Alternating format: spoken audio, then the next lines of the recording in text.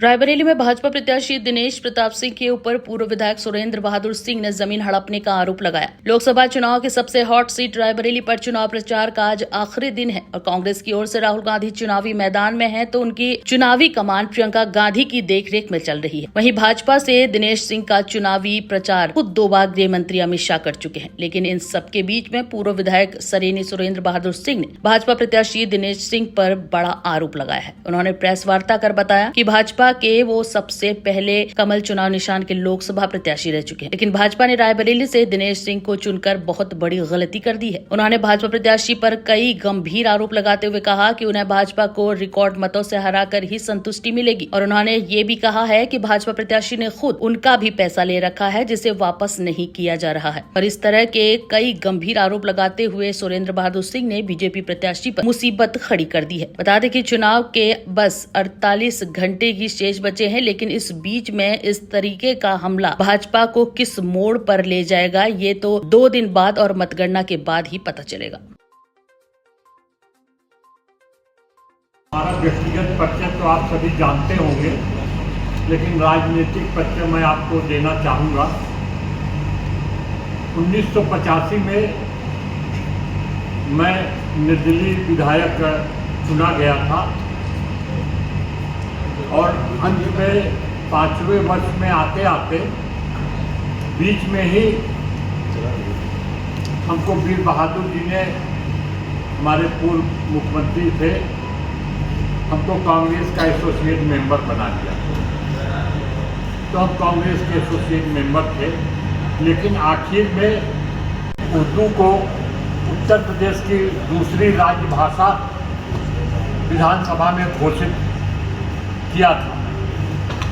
लेकिन जितने भी भारतीय जनता पार्टी के सदस्य थे, उनके साथ मैं भी सम्मिलित होकर के रात भर विधानसभा में इस उनके अध्यादेश के खिलाफ हम लोगों ने रात भर अनशन किया था। और उसी के बाद मैं भारतीय जनता पार्टी हमने ज्वाइन कर लिया।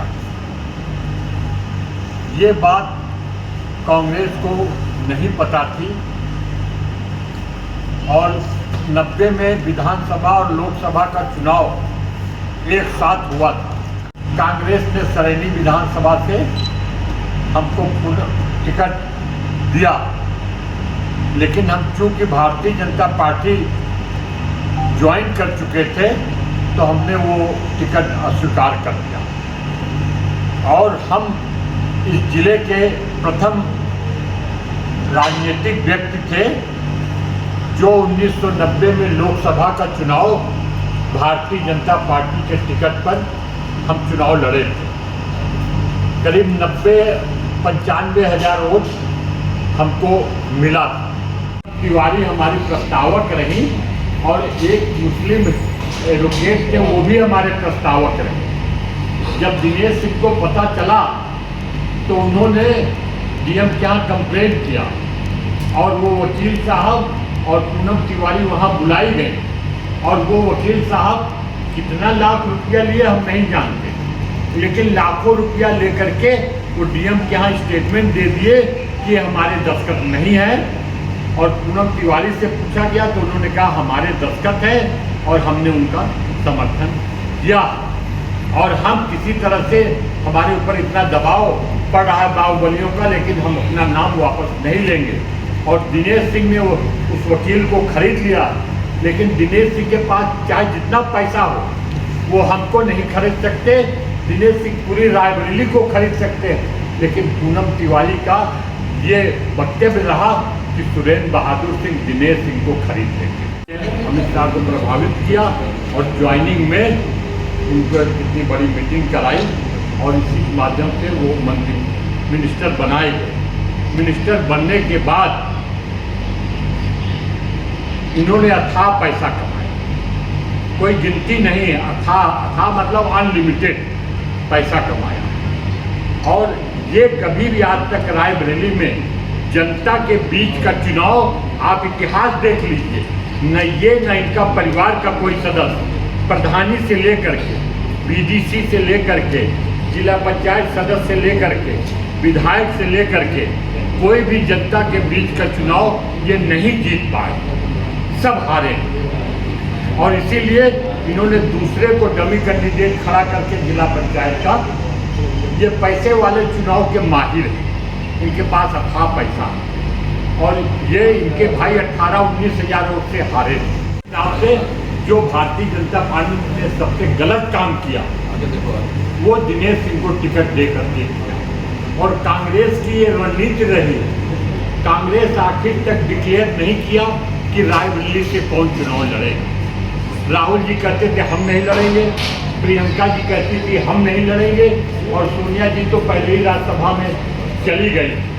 ये उनकी नीति थी कि वो चाहते थे कि एक दिनेश सिंह जो है नरम चारा, उसमें प्रियंका जी को बहुत अपसेट करे, इसमें सोनिया जी को बहुत अपसेट करे। इसलिए बदला लेने के लिए वो कांग्रेस चाहती थी कि दिनेश सिंह ही यहाँ से भाजपा के प्रत्याशी हो। नहीं, मैं प्रत्याशी का विरोध कर रहा हूँ। प्रत्याशी के कारण, उसके रिकॉर्ड के कारण, उसके चरित्र के कारण, उसकी लूटमार नीति के कारण, उसकी आपसी ठाकुरों को लड़ाने के कारण, जमीन कब्जा करने के कारण, अपराधियों पर मतलब बिना अपराध के मुकदमा लिखवाने के खिलाफ पुलिस और प्रशासन सब उसके माफिक कहने पर काम कर रही है। पुलिस जो भी कहता है वो पुलिस वो काम करती है, फर्जी मुकदमे लिखवाती है, सब कुछ कराता है वो। उसकी नीतियों के कारण मैं रायबरेली को ऐसे लोगों की राजनीति से दूर रखना चाहता हूँ। इसलिए मैं भाजपा जनता पार्टी के प्रत्याशी का विरोध कर रहा हूँ। और इसके लिए हमको पार्टी से कोई शिकायत नहीं, शिकायत यही है कि उसने गलत टिकट दे दिया और गलत लोगों को हाईलाइट कर रही है। मनोज पांडे ऐसे गलत लोगों को पार्टी हाईलाइट कर रही है।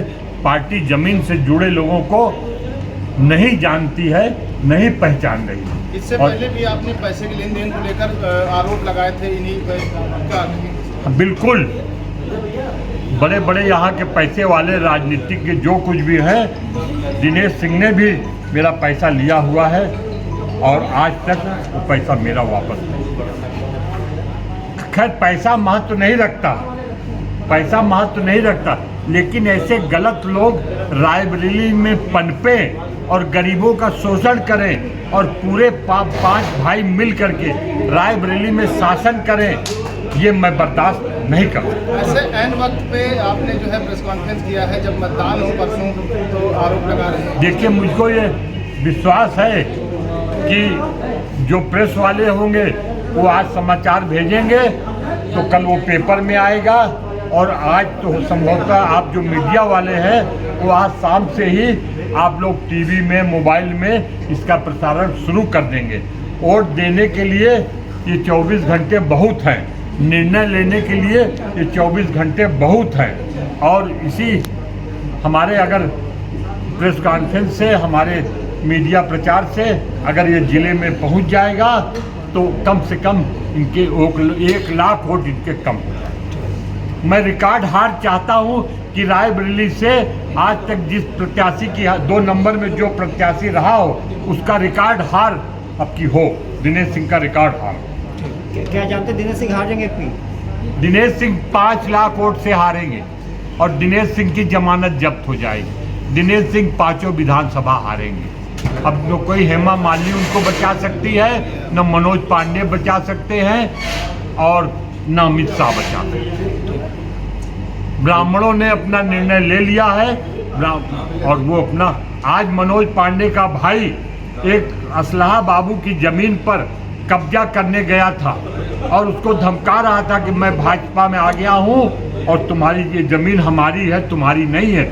उसकी ज़मीन से अपनी ज़मीन के लिए रास्ता निकाल रहा था। वो आया हुआ है मिलने के लिए, लेकिन यहाँ तक क्यों नहीं आया हम नहीं ठीक बता पा रहे।